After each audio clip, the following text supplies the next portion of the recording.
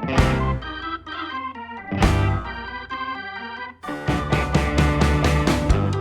right, well, welcome to Tim's Take, and today we have a repeat guest in Rusty Lee, but also he brought somebody with him, Harry Cope. Don't hold that against me. Okay? Yeah. You're so nice. And there's a lot of folks that know Harry Cope. If you don't know him, you certainly will very soon. So, but Rusty, let's get started first.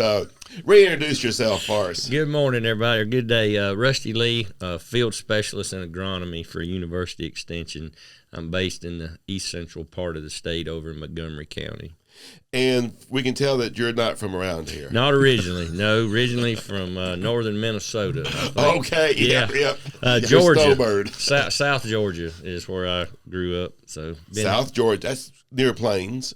Yeah, I was born in Sumter County, actually, the same county as Plains. So. All right. So if I call you Jimmy, that you will. There you go. We'll get along all right. All right. Harry. Good morning. Who you bring here? Harry. Yeah, and I bring Harry, so don't hold that against me. So. Worse yet, I'm his neighbor. I mean, that's, if we argue, it sounds like two old women fighting on a regular basis. We've been Nothing married, serious. 10, 12 years? About that much, yeah. No, I'm from Montgomery County, east side of basic. We're 60 miles from here, just about exactly. All right. So that's where we're at. And you're a farmer?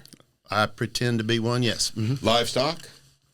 I'm much better with animals. My brother tells me I can break anything that has an ignition switch, and he's correct. Difference is, so can he, but he can fix it. All right. But now you've got your grain background. Yes. Grew up on a grain livestock farm. Yeah. We grew up on a diversified corn, soybeans, wheat, cattle, and hog operation. I've been around it all my life. And you've went more on the livestock side. Yes. Yeah. All right. And Mizzou graduate? Well, they gave me a degree and said leave. So yes. Okay. You're on the double secret probation. Pretty close, actually. All right. Well, what we're going to talk about today is year-round grazing. And Missouri, we're in the bullseye, I think, on winter grazing. I mean, we have a mild enough winter, but we're still cool enough that we can take advantage of a lot of different forages. So why would we want to graze in the wintertime? Isn't that time of everything's dead? You lead. So, it's one of those things of why not, but a more technical explanation is that when you look at the economics of cow-calf production, and Iowa State did a nice study a few years back with ranch record analysis, and they took farm records from all that wanted to participate, and it was herds from 33 head to 300 head. And they processed through that, and they looked at the money makers and the money losers. And it's basically broken down into three categories. You got the bottom 25% that lose money every year on their cow-calf operation. And then you've got the top 25% that make money every year. Average profit per cow every year, 25% of the producers. And then there's the 50% in the middle. Some years they make $1, some years they lose $1. So the 50% break even, the bottom quarter lose money, the top quarter make money. So you start looking at why is that? What's the difference? It turns out feed costs. So feed costs are the single largest expense to a cow-calf operation. And of feed expenses, winter feed expenses, stored feeds turn out to be the big explanation between profit and loss. So anytime we can take an animal to feed instead of taking feed to an animal, you'll find that it's often cheaper. There's no less expensive way to feed an animal than let her graze. Because, Harry, you once told me, if it's honest with herself, we got machinery costs about $45 per bale? On legitimate on haymaking, that's real close. Yeah. This running hay costs this year obviously is higher than a lot of times, but you're at $75 a big round bale, pretty much at cost between equipment, fertility, and not making much of an allowance for land rent. That's where you're at. And everything's high, but it doesn't come down very much when you do that. And it's kind of like Rusty said, it's hard. You can argue the point, but if you ever put a machine between a cow's mouth and its food supply, how can you say that's cheaper? You can in some ways, but for the most part, it makes far more sense. It's old. We borrowed this from somebody. It's far more effective to graze an animal. It may not be as efficient, but efficient is doing things right. Effective is doing the right thing. Yeah. There's a difference. Yeah, let me write that down. Yeah. That's pretty good. In Missouri, it seems like we have so much hay in the early summer. Should we take advantage of that? You can, but it's almost as effective to leave it on the stump. And it's like, it really will hold, but then there's other things like with the Milo and the winter grazing and the cover crops and utilizing it. The idea is to put together this forage chain to where you've got feed, grazing, and please don't take this that I don't bale hay. Our goal is to keep our stored winter feed cost to about a 30-day window. That gives us something to work with in bad situations in both directions. And then it gets us down to where we're trying to utilize all of our standing feed about as well as we can. So I've tried to be a purist, and you spend money doing that. So let's mention this about hay. So the quality of hay, one of the biggest determining factors of quality of hay is plant maturity at harvest. Okay, so there's the timing. When that orchard grass or that fescue, you can get some phenomenal proteins and some energy values out of some good hay when it's harvested at the right time. For our area, the best time for plant quality is May, during the month of May. Early May, not the end. So ask me what month of the year gets the most rainfall in our area. What month is that? May. I'm glad you asked. So the best time to put up hay for quality of plant maturity is also the worst month to try to get hay dried out. That's why we start seeing, some bale wrappers and some silage bales. Persons are trying to, still get it when it's at the right plant stage, but dealing with the weather that just doesn't allow it to dry out. And if you're a diversified operation, you're probably trying to get your corn and soybeans planted in May. If you're a good farmer, you are. Me, right. On the other hand, it happens differently. Right. But that's when they're trying to do that. Yeah. And often our hay harvest gets pushed back then to June. Mm-hmm. And what's happened to quality? Oh, you're baling straw by 4th of July. You bet. And a lot of Missouri hay gets baled about that time, doesn't it? That's one of the reasons we've transitioned a fair amount of our grass from cool seasons to warm season natives. Because if we're going to hay, it gets pushed back on you on that window.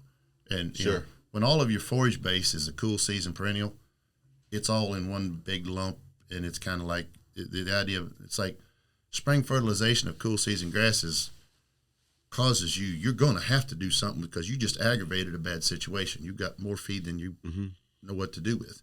I mean, and some of it talks about the idea of bringing in stockers and things like that. You can do that.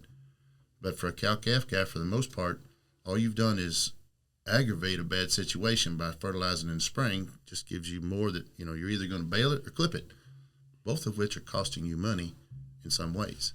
Well, not to mention in our area, if you've got fescue, more than likely it's infected tall fescue, and any kind of spring nitrogen aggravates the ergovaline, the toxicity effects. So that's another issue to be dealing with. So what we want to do then, those type of situations, we want to push that more into the fall production then. If we can. Stockpile it for winter. And if I recall, that's really what tall fescue was introduced to be a forward stockpiled crop. It's probably the best plant to stockpile for winter feed as far as a green plant maintaining its quality. But to be careful of it, the endophyte infected fescue, the toxic endophyte, that early fall growth, if it's fertilized, is almost more toxic at that point in time than it is in the spring.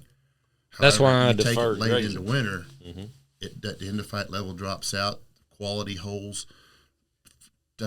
Stockpile fescue, literally right now in the month of March, if you'll take a forage test, it most of the time will come out quite a bit superior to everybody's hay, and you've left it stand.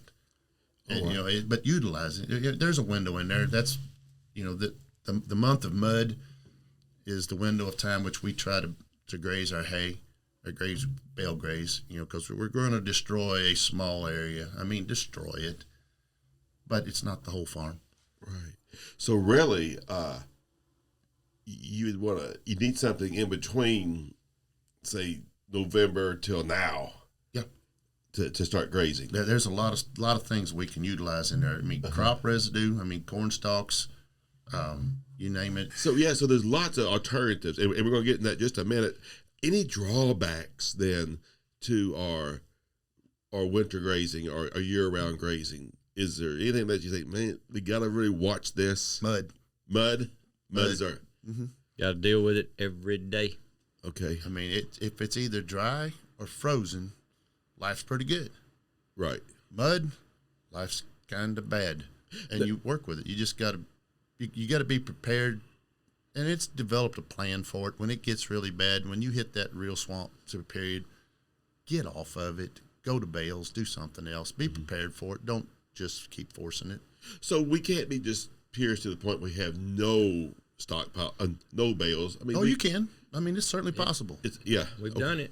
Yeah, absolutely. And this year is probably one of the easier years to do it. A very mild winter, With the exception of the fact that it didn't rain in September.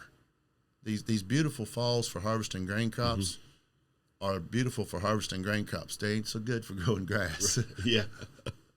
So one of the keys then is that we can come in with some annual crops that we could plant with the idea that we're going to do fall winter grazing. Yep. And one of those that you're working with is grain sorghum. Yes. Works very well. It is the crown jewel, in my opinion, of wintertime grazing. You bet. You know, grain sorghum, to me, central and north, Missouri was just made for grain sorghum. It's we're in the southern part of the Corn Belt, even if that at times. So it really fits our climate fairly well as far as being able to produce a good crop year round, every year. It's drought tolerant and such. So, but we don't see a lot of it anymore because corn has. We don't see it because of crop insurance.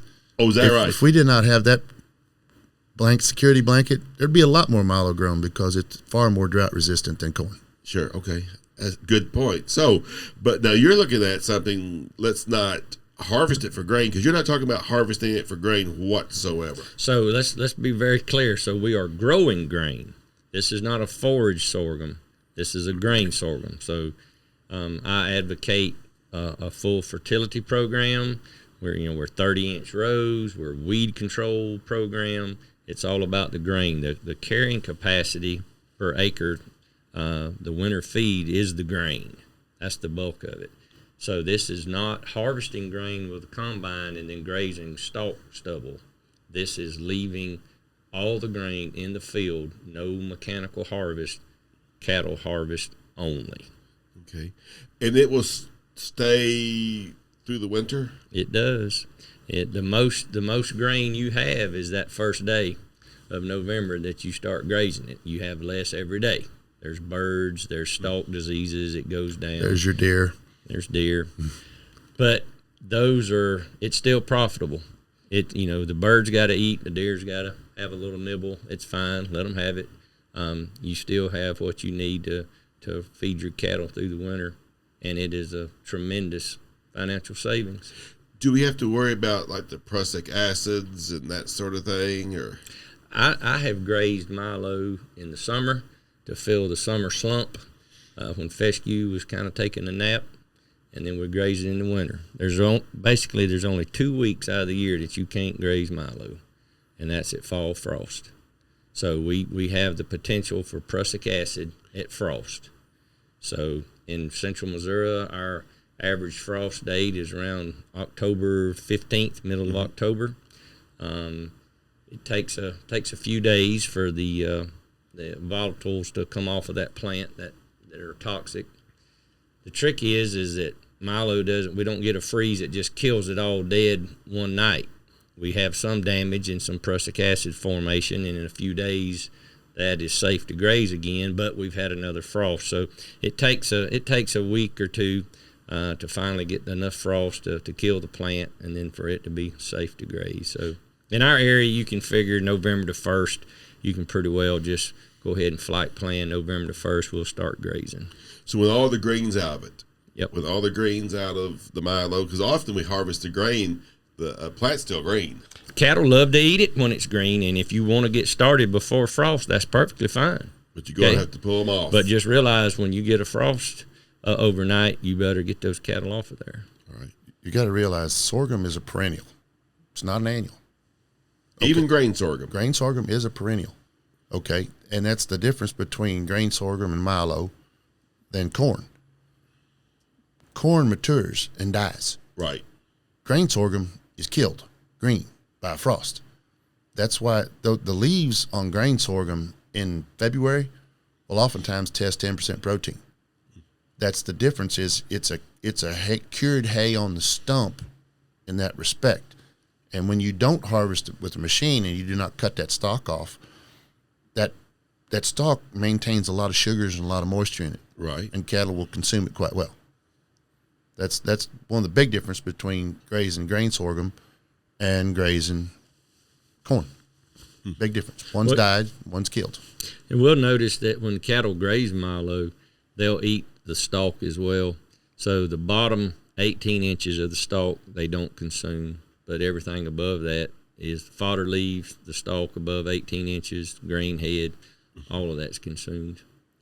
Do they have to get a taste for grain sorghum? Cattle need to learn that it's okay to eat the heads off of grain sorghum. If you have cattle from last year, they remember what the score is. Oh, they know what they're doing. It's when a new producer picks this up, and I go to a farm and I help a new producer set this up for the first time, they'll notice that their cattle just kind of walk up and down the Milo that they turn them into for a day or two, maybe 3. But then finally somebody figures it out, and then everybody figures it out. Is that right? Yes. Kind of a herd mentality. It is. Oh, yeah. Very much so. And cows like fall calf and cow-calf pairs, the cows teach the calves, within 2 or 3 days, if a cow knows how and the calves are with her, within 2 or 3 days, you give them a new break, everybody's grabbing heads. Okay. So they go for the heads first. Mm-hmm. And then leaves, I would say, and then down to the stalk or... Well, so we back up and we talk about the allocation area. Okay. So you cannot give the cattle more than 1 day's feed worth. And so we compute the area that we give them based upon what's the grain yield. Okay. So you decide how many pounds of grain you want to feed a cow per day. And we say it's 10 pounds or 12 pounds or wherever you want to start. When you do the math and you'll figure that 120 bushel Milo is 6,000 pounds of grain. Okay, you pretty quick, even with some losses that we've computed, trying to think about how much goes in the cow's mouth, and we figured it's about 80% of the grain makes it in her mouth. So we start backing this out, and we basically got a little over 5,000 pounds of grain per acre that goes into the mouth of a cow. So you allocate your area based on how many head and how much grain. So it's a pretty dense stocking, and you do this each day. The cattle do go for the Milo heads first, and it takes about 30 minutes, doesn't it, Harry? About 30 minutes, and all the grain heads are gone. Is that right? The rule of thumb is 30 minutes, the heads are gone, and in about 2 hours, most of whatever else they're going to eat is about pretty well gone. But that's the case where the mud situation comes in. You got to pay attention as to how fast stuff disappears because it gets walked in. In a mud situation, you're going to increase your allocation quite a bit just to keep your animals together, make sure they're getting enough. Sure, because they're going to stomp it down into the mud. Yeah, you're in a small area, and we've done it in different ways to give them larger areas and maybe harvest some of it out with the combine strips, and then give them a bigger area or give them access to other pieces of ground, something. But that's the situation. It's a small area, and you're pretty. It's mob stocking a Milo field, bluntly. But see, we're getting into why this works, because even with some losses, and it's not that difficult to grow 120 bushel Milo. So then we have some losses. We're down to this 5,000 pounds of grain. We're trying to feed 10 pounds per head per day. That's for a cow or calf. That's for a cow-calf pair. Yeah, the calf's not really consuming too much when we first get started, right? They're fall calves and a lot of times. So that's 500 cow days to the acre. What else are you going to do that produces 500 cow days to an acre. Oh, you could probably get that with corn silage, but how much money are you going to spend chopping, hauling, packing, hauling back to feed, scraping manure? I mean, all of that, reapplying that to the land. Corn silage is excellent feed. There's no argument there. It's just the most expensive one. Mm. That's the problem. Equipment, labor, the whole bit. Now, talk about labor. So every day you move your fence. We move it every day. Every day. Now, you told me, Harry, like 20 minutes a day? Or 20 to 30. Yeah, 30 minutes. Give it 30. And that would be for 50 pairs or 200 pairs. Mm-hmm. That's the beauty of it. As you scale this up, the labor and the expense stays the same. So the bigger your herd, the bigger your actual savings. I mean, if you're going to go, we can talk numbers a little later, but I'll show you how you can save $1 a cow a day doing this over feeding hay. And actually, it's probably a little more than $1. More than that. Right? It is, but we try not to, paint it just too rosy. But I've got the numbers to show you. So you go feed 100 head every morning. Spend 30 minutes doing that. You just stuck $100 in your pocket every morning. That's $200 an hour you just paid yourself to go feed cattle. There's one other big time savings on it is because of the difference. When I baled hay a lot, my wife used to ask me 2 weeks into hay baling season, how much longer you're going to be? And I'd say about 2 weeks. So every 2 weeks she'd ask me that. By the third time I quit asking her or answering her, but it took me a long time by myself to develop my hay crop. You can develop a winter's worth of feed for a cow herd in 4 hours. You plant it. You're done. Walk off. You plant fertilize. I mean, you got to do your. You're done. Well, sure. I mean, that's your herbicide program. You put your fertilizer down. You planted it, and you're done. Walk away. Here's the beauty of that. I mean, there's so many beautiful parts to this thing. We talked about trying to make hay in May, and it's raining. Mm-hmm. Well, guess what? I get planted. When it rains, I smile. My Milo's growing. Yeah. and my neighbor's trying to put up hay, or, oh, gosh, this sky's turning dark. Oh, my. And I'm thinking, well, if it rains, Milo's going to benefit. That's nice. Yeah. It takes some stress off of you. It can be stressful in springtime.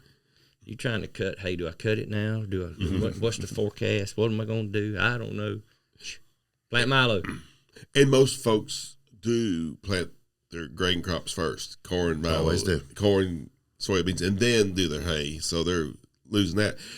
So, but all summer then you're doing the same thing as far as you're moving your every day. You're trying to manage your grazing on your animals, as much as you can. Right. I mean, you're utilizing the rest of your pastures to the best of your ability. Right. This just allows you to take and on a small percentage of your acreage, create a lot of quality winter standing feed that you can utilize through the winter. So instead of having to focus on baling hay for these many 2-week periods that you had, you can be managing your cattle. Yeah. Really. The other thing of it is, and Rusty, I hate to give him the credit for it, but he figured it out. He used the NRCS program, the what was the name? Graze 4? Yeah, the Graze 4. Basically, program. What he went through with it, it was a program that basically what we figured out is when we stopped baling hay, we had so much more land available to graze. And then we were only using about 10% of our acres for this standing winter feed program. And what we ended up doing is that whole program was designed to figure out how many cow days your farm would produce. We ended up producing significantly more cow days off of the farm at a significantly reduced total cost. That don't happen. And that was just, it was like, huh? It was like, huh? What? And we had more cow days at less gross dollars spent. Wow. That was like, okay. Better check this 2 or 3 more times. That's right. That's right. Kind of worked out. So it takes less acres now. Less acres, or you've got the same amount of acres, either more cows, or you've got a little bit more feed for the cows you've got. It's working in both directions. don't go buy a whole bunch more cows right off the bat. Make sure you wind up with excess feed when winter's over. But this could be a program that a young person could get into farming. Sure. By being a better manager of their forages. And not having, and you can hire somebody to plant your Milo for you. You don't need the tractor and the planter and the sprayer. Just don't do that to start with. Here's the beauty. Here's the absolute beauty. What do you not need in this situation? You do not need a combine. Mm-hmm. That's the biggest problem right there. So if you look at semis, if you look at, you gotta have truck. If you look at the MU Extension Ag Econ budget for hay production, and you look at the Ag Econ budget for grain sorghum Milo production, and that's where I pull my numbers from. Those two cost budgets, you'll find some interesting things.